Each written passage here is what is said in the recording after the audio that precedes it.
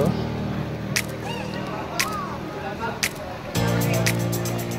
Daming isda oh.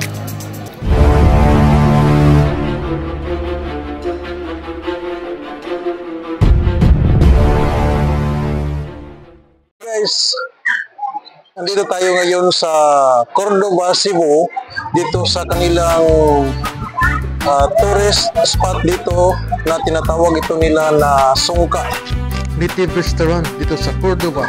So ngayon guys, pasukin natin itong kanilang restaurant dito. Guys, pumapasok na tayo. Yan, nakapila yung mga tao na gustong kakain dito sa kanilang restaurant dito sa Cordoba, Cebu. Yan, makita natin guys, nakapila yung mga tao na gustong kakain dito. At ang dami-daming tao guys. Punong-puno itong kanilang restaurant dito. So dito tayo sa kabila guys. Titingnan yung mga tao kumakain dito. Yan. Yan, makita natin guys, nakalubog yung kanilang kainan dyan sa tubig. Sa pan na yan. So punong-puno itong restaurant na ito ngayon guys. At yan sa likuran natin guys. Yan, makita natin yung mga dami-daming mga sasakyan nakaparada. Ito yung mga tao na andyan sa loob ng restaurant. So guys, ito ang makikita natin dito kapag pumunta tayo dito ng gabi, ay itong mga ilaw na ito ay nagdadala ng kagandahan sa lugar.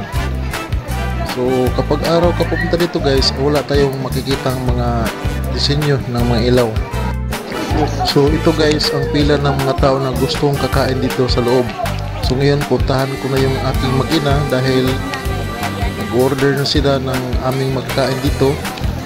So ito ang makikita natin dito guys, nakalubog sa tubig yung mga kainan dito.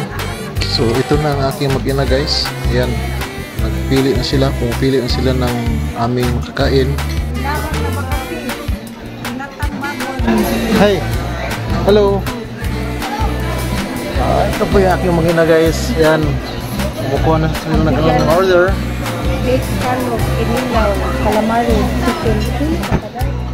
So ito ang makikita natin dito guys.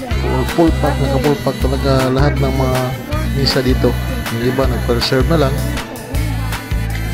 Kahit matagal-tagal na tong kainan na ito at marami pa rin pumupunta dito guys.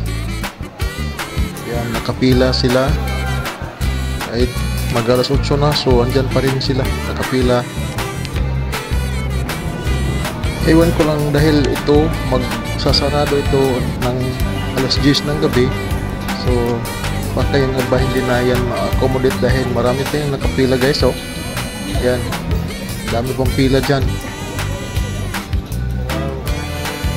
Yung isang nakapagpapasaya sa atin dito guys, kapag tanggal ng stress ay itong mga naglalakihang mga koi fish dito guys. Oh, ang dami nila oh. Yan. Dami talaga nila. Kapag binigyan mo sila ng pagkain, ayan, bumpugan sila sa tapat sa harapan mo. Lalaki ng mga koi dito guys. Ito ang center of attraction dito, yung mga naglalakihang mga koi dito guys, mga isda na koi. Yan, makita natin dito guys. Yan, napakasaya nila guys oh. Lalaki talaga mga koi nito. So hanggang dito lang po guys. Maraming salamat sa iyong panonood.